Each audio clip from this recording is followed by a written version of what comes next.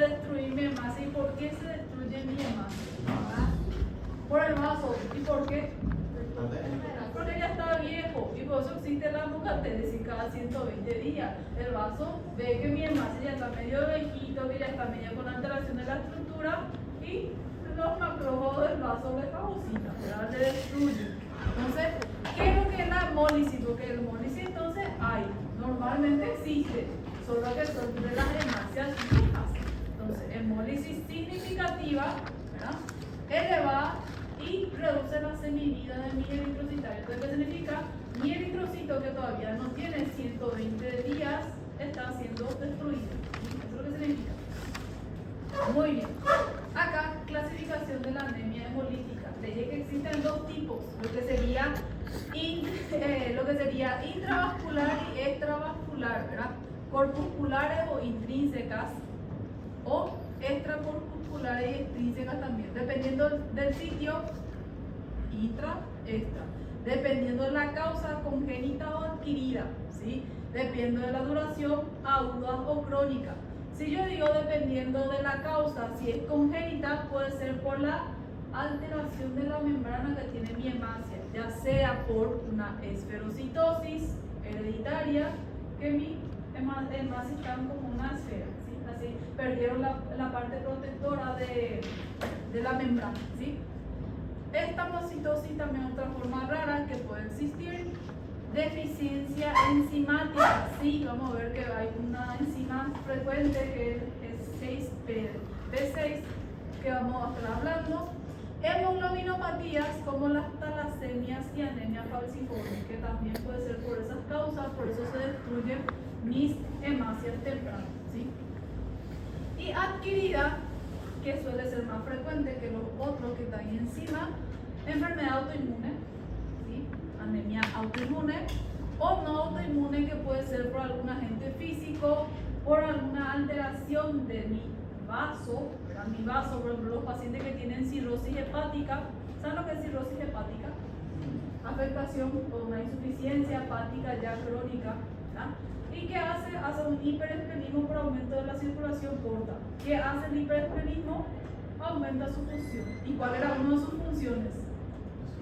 Destruir las hemácias o hacer la monocatéresis, lo que le está hiperfuncionando. Entonces, los pacientes que tienen, por ejemplo, patologías hepáticas o patologías esplénicas, como el hiperesplenismo, pueden hacer anemias hemolíticas, ¿verdad? Infecciones, entre otros. Sitio ya dije, intravascular, extravascular. Agudas puede ser, dependiendo del tiempo, agudas o crónicas, ¿verdad? Hay pacientes que van a hacer solo una vez una anemia hemolítica por alguna infección. Pero si yo tengo una enfermedad autoinmune, yo voy a hacer crónicamente esa enfermedad o esa hemólisis, ¿sí? Por eso depende de la duración, aguda o crónica, ¿sí? De esa forma clasificamos las anemias hemolíticas. Este dibujo me gustó mucho, que se traje. Ahí la diferencia de lo que sería intravascular y extravascular. Intravascular era entre los vasos con B corta. Si es extravascular, es el vaso con B larga, ¿sí? Del vaso, que está comenzando a funcionar, y los macrófagos del vaso comienzan a hacer una hemólisis en sí, ¿sí? De la circulación pasan al vaso, ya sea por alteración de la membrana o ya sea por hiperesplenismo, el vaso comienza a degradar las hemácias. Intravascular dentro de los vasos. Muy bien. Acá, algunas de las causas, pocas causas que pueden causar las anemias hemolíticas. Autoinmune, ¿sí? Las hay, el más frecuente, que la anemia hemolítica autoinmune. Que vamos a dividir en dos tipos: anticuerpos calientes y fríos. ¿Sí? Anemia hemolíticas congénitas, ¿sí? De algunas enzimas o proteínas por déficit que pueden estar causando. Coagulación intravascular diseminada, que puede pasar en cualquier caso de sepsis o algunos sangrados, algunas coagulopatías que también podemos ver.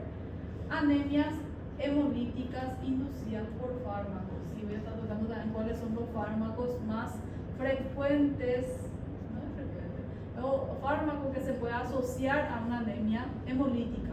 No es frecuente realmente por fármaco, yo nunca he visto por fármaco, pero sí está relacionadas a transfusiones ¿sí? Reacciones transfusionales que pueden hacer y otras condiciones, ¿sí? Bueno, el más frecuente o todo lo que sería de la parte de las alteraciones enzimáticas es la enfermedad por esta enzima por deficiencia del G6PD, como se dice, ¿verdad? ¿Qué es lo que causa? ¿Qué es esa enzima? Es una enzima que protege de la oxidación de las hemácias, ¿sí? Del estrés oxidativo. Entonces, si yo tengo déficit de esa enzima, yo voy a tener alteración de la membrana, mi hemácia va a sufrir el estrés oxidativo, por ende, tiene a tendencia de tener más fragilidad y en los vasos romperse, ¿sí? Esa es una de las patologías de las anemias hemolíticas, ¿sí? Hemoglobinopatías como anemia falciforme, talasemias, ¿sí? Membranopatía como esferocitosis hereditaria y los otros que ya había dicho, ¿sí? ¿Cómo se va a presentar la clínica de un paciente con anemia hemolítica? ¿Cómo creen que va a estar el paciente con anemia hemolítica? A la clínica. Pálido, histérico es lo que va a estar. Más que pálido va a estar histérico tu paciente. ¿Por qué está histérico mi paciente?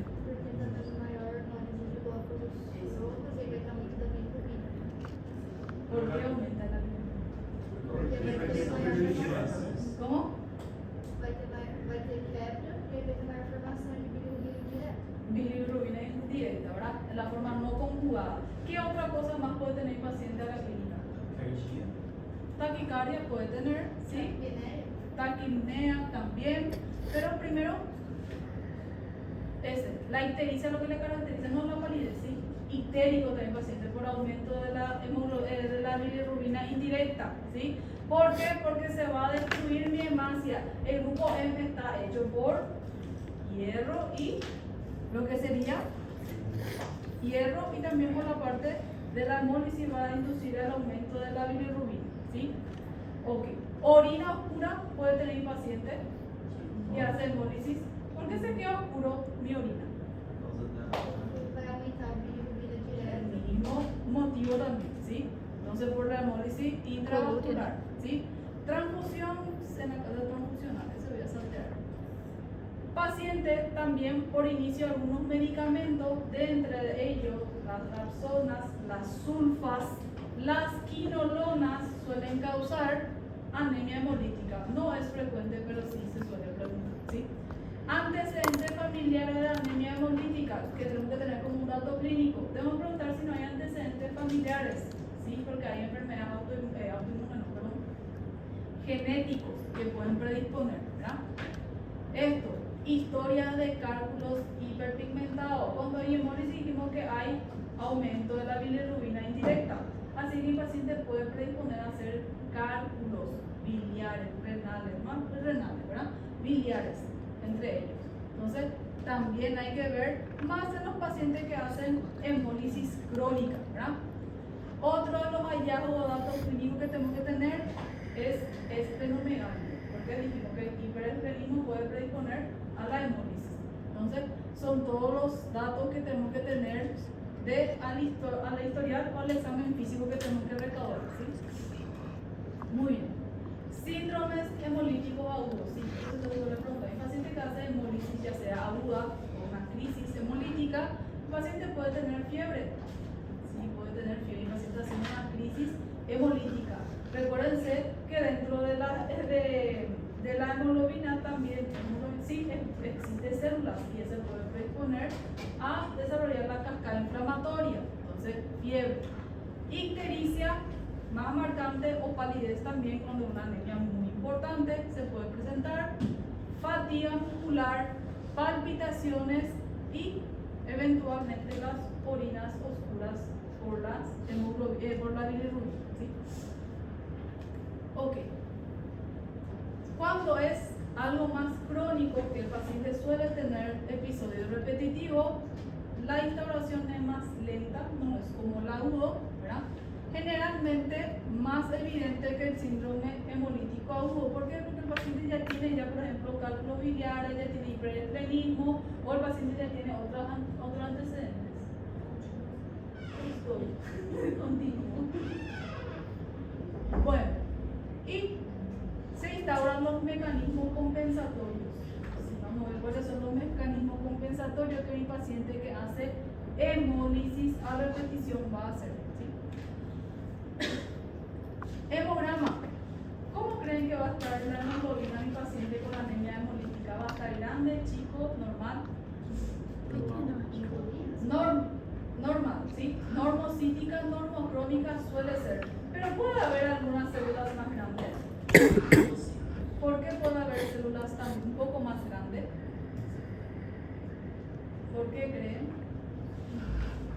que puede haber? ¿Cómo suelen ser las células nuevas? ¿Pequeñas o grandes? Grandes. ¿Y mi médula está funcionando? Sí. Está. Entonces está liberando, está intentando compensar y libera más reticulocito a nivel periférico. ¿Qué creen? ¿Sí o no? Sí. Entonces sí puedo encontrar células un poco más grandes porque mi médula ósea está intentando compensar esa hemólisis. Porque yo no tengo falla en mi médula ósea. El único problema es que periféricamente están destruyendo mi hemoglobina. Así es que mi médula ósea intenta compensar y produce más células nuevas. Las células nuevas son un poco más grandes que las células maduras, entonces se puede observar en algunos casos la macrocitosis. Pero la anemia hemolítica se considera normocítica, normocrónica. ¿Sí? No le pongo eso ahí. Otra de los laboratorios importantes, le dije que mi médula ósea funciona, entonces mi reticulocito va a estar mayor al 2%, o más, o 4, 5, durante voy a intentando compensar. Entonces va a haber una reticulocitosis, ¿sí? Va a estar intentando compensar. Puede haber también leucocitosis dependiendo de la causa, sí puede haber también, se puede inducir la leucocitosis. Eritroblasto en sangre periférica, si yo hago un frotis de sangre periférica, obviamente yo voy a ver los eritroblastos, que son las hemácias más jóvenes, ¿verdad? En abundante cantidad. Y si le hago una punción de médula ósea, yo voy a ver una médula ósea hiperfuncionante, ¿sí? Una hiperplasia eritrocitaria. ¿Por qué? Porque yo estoy intentando compensar ese déficit que tengo, ¿verdad? Por esa hemólisis. Entonces, estos son los laboratorios hemograma básicos de un paciente con anemia hemolítica. Va a venir paciente con anemia, ya sea leve, moderada o grave, dependiendo de la gravedad. Va a venir con una anemia normocítica, normocrómica, va a tener reticulocitosis porque es un paciente con anemia regenerativa, ¿verdad? Y otros datos que tenemos que tener o pedir, solicitar cuando estamos pensando anemia autoinmune o hemolítica autoinmune es esto.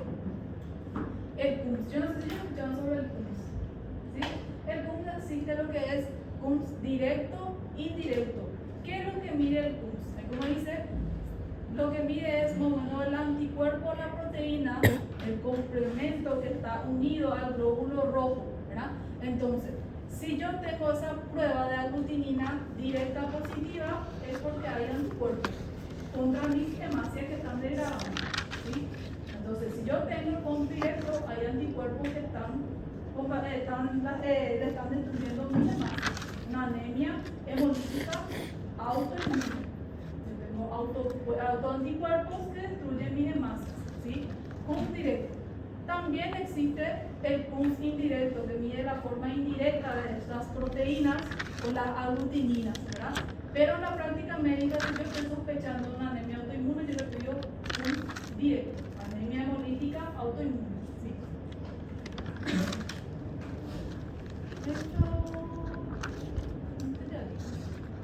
Muy bien. Otros laboratorios que me dicen que se está destruyendo o hay una hemólisis de mis glóbulos rojos, anemia obviamente, presencia de esferocitosis, esquizocitosis. ¿Qué significa esferocitosis? Que mis hemácias tienen forma de esfera. ¿Y se predispone a la hemólisis? Sí, predispone a la hemólisis y vaso entiende que es algo raro y puede destruir. Como también podemos ver en los pacientes, los esquizocitosis. ¿Qué significa esquizocitosis? ¿Qué creen que puede ser? Exquisita. Tiene una una forma exquisita mi hemácias. ¿Por qué se le dice esquizocitosis? Aquí nosotros le decimos a esquizocitosis cuando están los fragmentos de la destrucción de las hemácias, ¿sí? Son las hemácias rotas. Nosotros hacemos frotis de sangre periférica y nosotros vemos esquizocitosis. Significa las hemácias destruidas, que están todos ahí por pedazos, fragmentados, ¿sí? Entonces, si nosotros pedimos frotis de sangre periférica a un paciente que tiene anemia y vemos eso, nos tiene que prender la lamparita que probablemente mis hemácias se están destruyendo, ¿sí? Hay de pedazos de hemácia nomás. Entonces yo tengo que pensar en algo hemolítico, ¿sí? Prueba de glutina antihumana positiva, que sería el PUMS, ¿sí? Disminución de la aptoglobina. ¿Ustedes se recuerdan de la aptoglobina? ¿No? ¿No se recuerdan en dónde funcionaba la aptoglobina? ¿En dónde se formaba y para qué servía? Para la regulación de qué. Cuando vimos anemia ferropénica. ¿No se recuerdan? Es una proteína que la hemoglobina se une a la aptoglobina. La globina viene de proteína, ¿verdad? Y cuando hay una hemólisis, recuérdense que el cuerpo intenta absorber lo posible de hierro, porque recuérdense que hay hierro en la hemoglobina. Entonces comienzan a intentar, comienza a liberar aptoglobina. Pero en este caso, recuérdense que se están destruyendo mis hemácias. Y el cuerpo entiende como si fuera que no hay mucha hemoglobina, entonces disminuye la secreción de las aptoglobinas, ¿sí? Entonces dijimos que la enfermedad crónica también regula la absorción del hierro. Si yo tengo menos hemoglobina, yo voy a tener menos aptoglobina porque es una proteína que transporta la hemoglobina. ¿Para qué yo voy a tener mucha proteína transportadora si yo no tengo hemoglobina? ¿Sí? Para eso también se puede medir la aptoglobina, que es muy importante en nuestro medio, que funciona también para el control de hierro sérico en nuestro organismo. ¿Sí?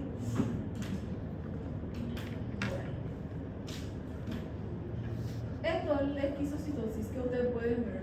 Ahí les puse, que serían los fragmentos que se quedan, así pedacitos que se quedan. Esto que tiene una forma rara, ¿sí? También puede estar estas células, como le dice en español, no olvidé su nombre. Célula en algo, yo sé que le dice en portugués, pero no olvidé su nombre, como se decía en español, ¿sí? Diana, algo así. Y esto también es esquizo. Son pedacitos de hemácia que se formó después de la hemólisis. También se puede ver en frotis de sangre periférica.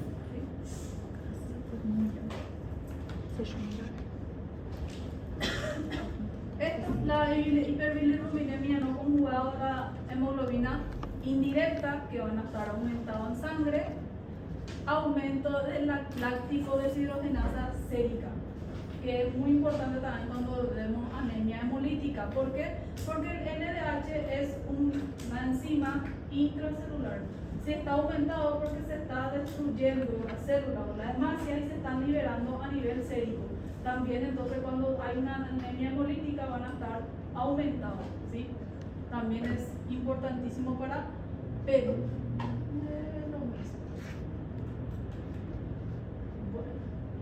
lo mismo también que el LDH. Entonces, ¿cuáles son los laboratorios que quiero que ustedes se recuerden para sospechar de una anemia hemolítica? Uno, hemograma. No puede faltar un hemograma para hacer diagnóstico de anemia. La anemia puede ser leve, moderada, grave, dependiendo del nivel de la hemoglobina que tiene. ¿Cómo era la morfología de una anemia hemolítica? Los clásicos. ¿Cómo puede ser? Normocítica normocrómica. Sí, muy bien. Si hago un frotis de sangre periférica, ¿yo qué puedo encontrar a nivel periférico? Esquizocitosis con la célula en diana, como le dicen, ¿sí? Podemos encontrar eso. ¿Cuáles son los otros laboratorios que yo le voy a pedir que mi paciente que está amarillo? ¿Qué es lo primero que usted le pide cuando el paciente está amarillo? Cirugía, en clínica, todo lo que sea. Hepatograma. Perfil hepático, ¿no es? Y ahí entra lo que es bilirrubina. ¿Qué voy a encontrar? Bilirrubina indirecta aumentada.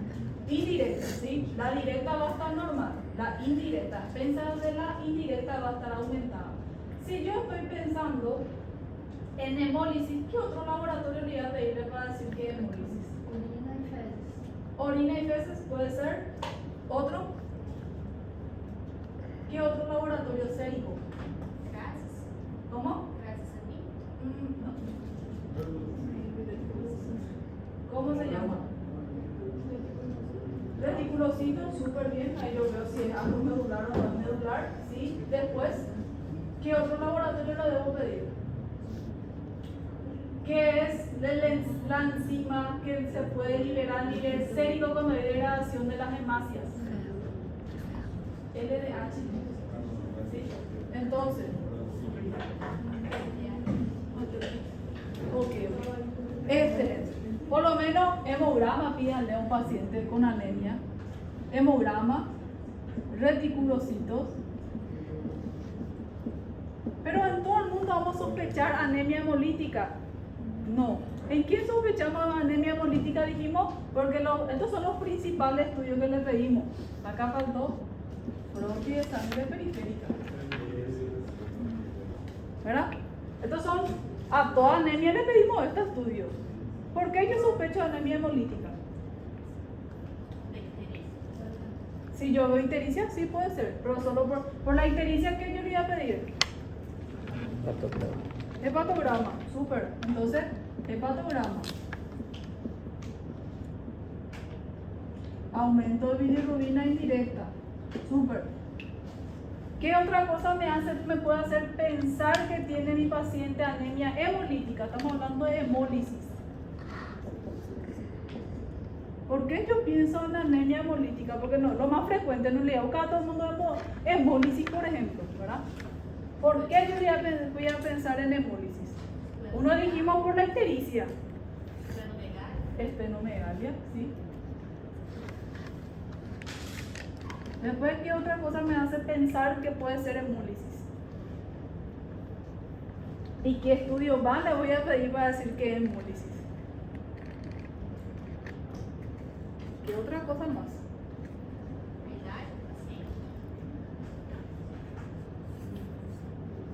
¿Qué va a haber acá?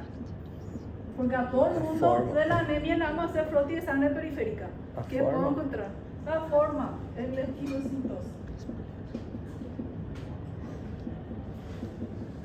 Que son las hemácias fragmentadas. Sí. ¿Qué más yo le voy a pedir de estudio laboratorial si yo estoy pensando en anemia hemolítica? Porque mi paciente tiene esplenomegalia, porque mi paciente está ictérico, o que porque mi paciente tiene alguna otra enfermedad autoinmune, o mi paciente tiene bilirrubina indirecta, a expensas de la indirecta aumentada. Dosaje de anticuerpo. ¿Qué anticuerpo? ¿Cómo se llamaba?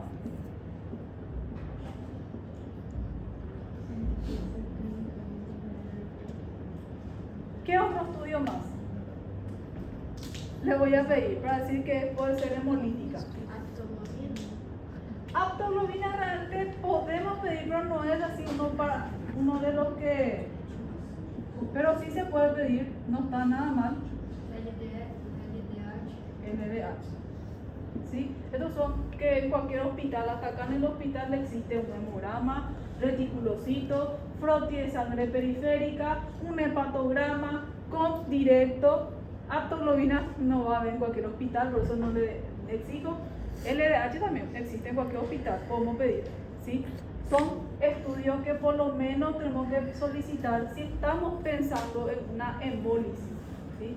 Entonces son estos, bien fácil. Porque podés pedir metahemoglobinemia, pero no baja, no hay en cualquier hospital, ¿verdad? Pero esto es solo para hacer hemólisis. Ahí yo tengo que buscar la causa. Y vamos a ver cómo buscar la causa de las hemólisis. ¿Sí? Bueno, hay millones de causas de lo que sería anemia hemolítica. Uno, que le dije que es una falla enzimática, que es deficiencia de la glucosa 6-fosfato deshidrogenasa. ¿Qué es lo que hace esto? Le dije que esa enzima hace con que no tenga daño oxidativo. Entonces, mi paciente que tiene déficit de esa enzima, ¿verdad? aumenta la susceptibilidad por daño oxidativo, ¿verdad?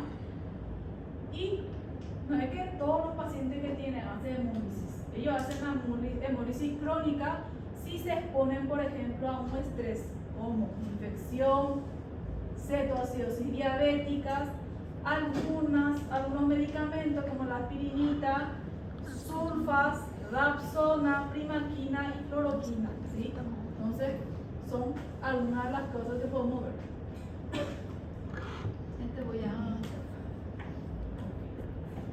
Otra de las causas de anemia hemolítica, anemia drepanocítica o falciforme, que va a ser la siguiente clase que le voy a explicar, que es una alteración de la hemoglobina, ¿verdad? Nuestra hemoglobina normal es hemoglobina A. En este caso va a haber una alteración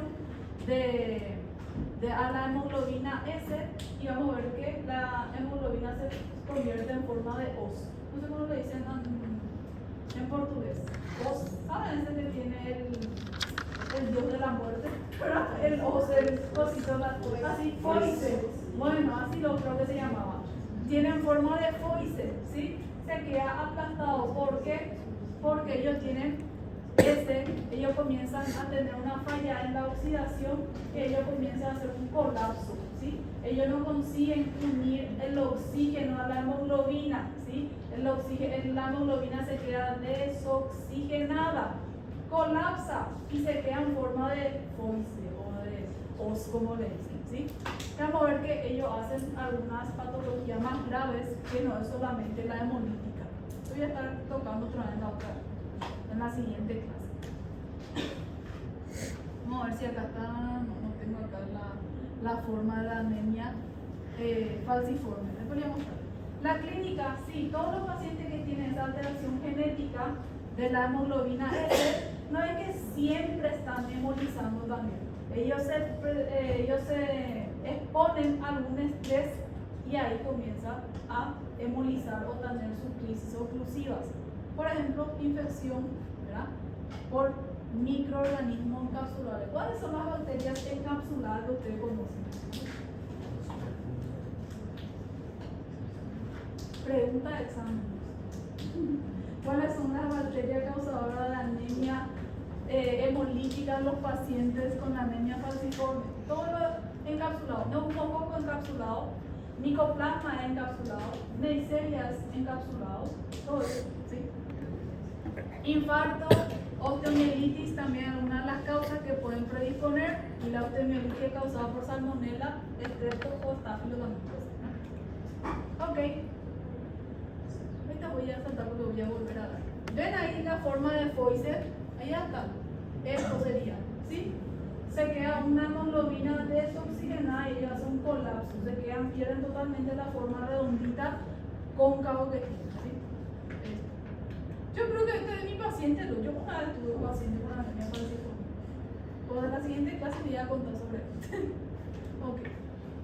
Yo creo que te lo lamina mi pacientito, ¿sí? Hay otra forma de Foice, como le dicen, o de os. Esferocitosis hereditaria, también otra de las causas, membranopatías, donde debilita la membrana de las hemácias, ellos pasan por los vasos y es degradado por los macrófagos, ¿sí? Esto es una hemoglobina normal y esto es en forma esferoide, ¿sí?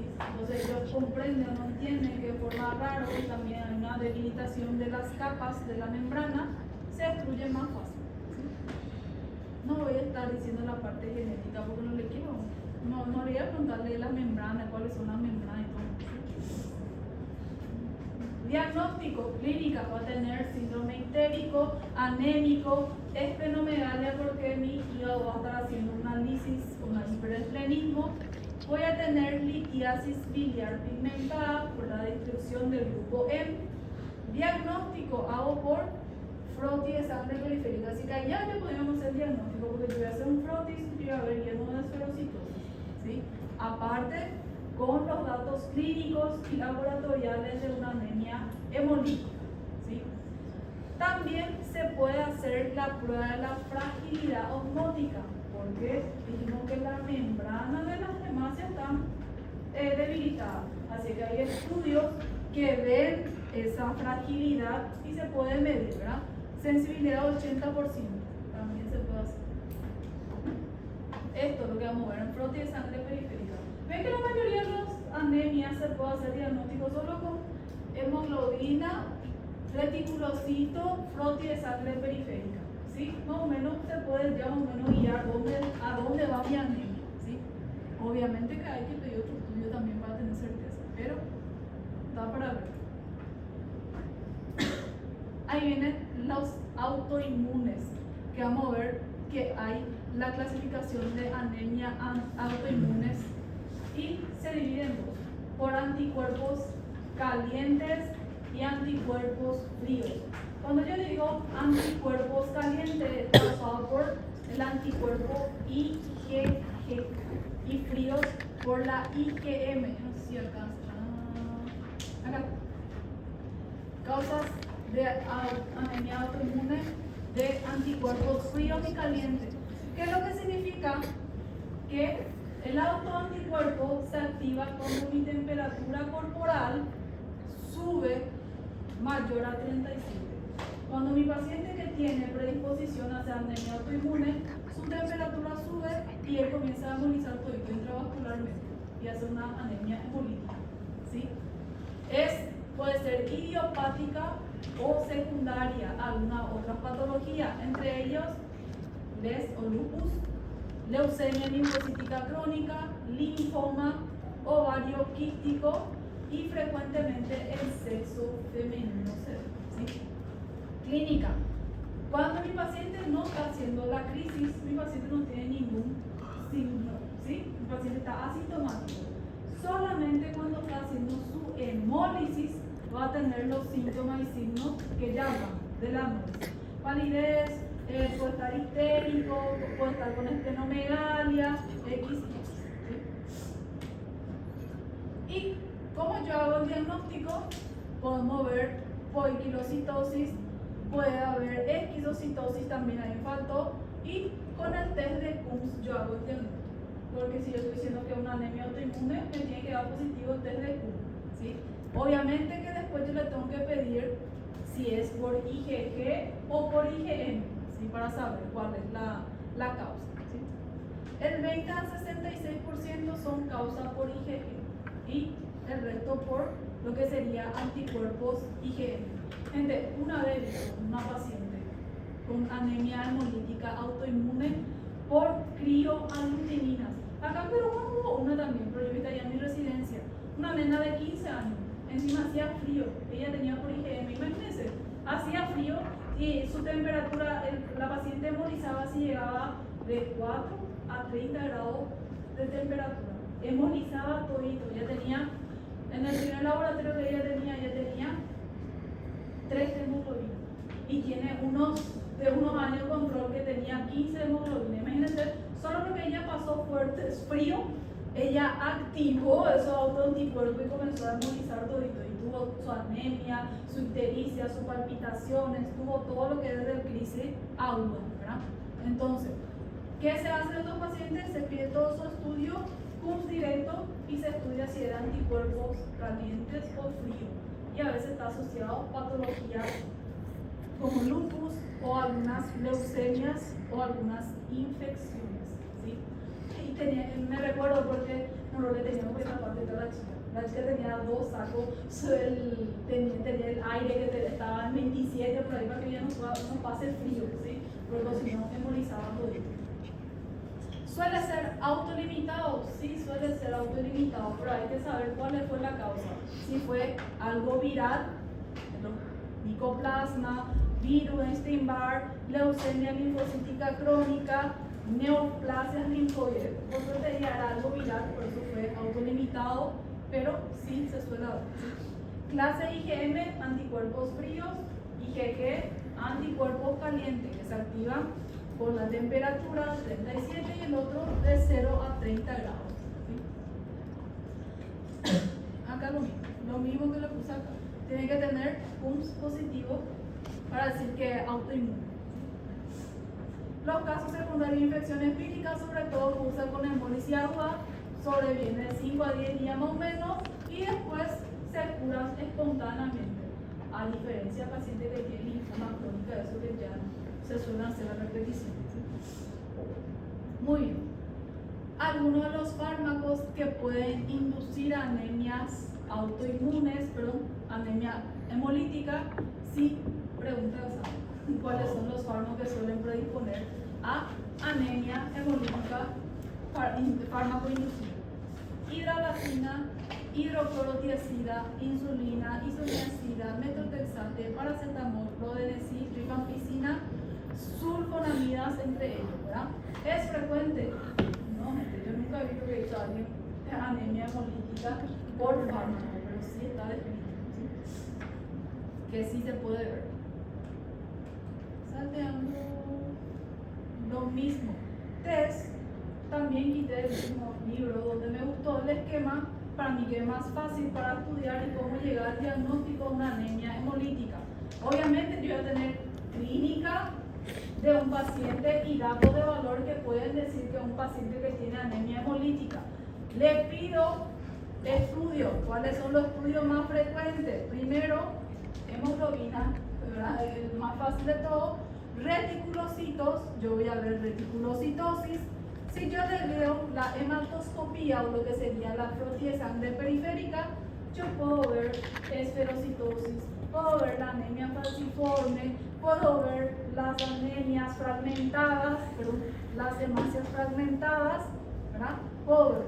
Si estoy pensando en extravascular, yo puedo palpar vaso o le hago una ecografía y veo el vaso aumentado de tamaño.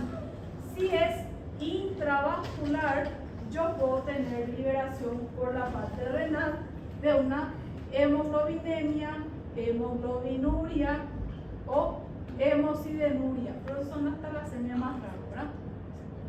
Si estoy pensando del lisidemia hemácea, dijimos que hay enzimas, proteínas que se liberan a nivel cerebral, entre ellos LDH, que va a estar aumentado, consumo de la aptoglobina, que va a estar disminuido, aumento de la bilirrubina indirecta. Así que no me puedo olvidar, por lo menos de aquel cuadro que escribí allá, para decir que una anemia hemolítica y las causas, ¿sí? Para hacer diagnóstico de una anemia hemolítica. Solo eso, facilita anemia hemolítica.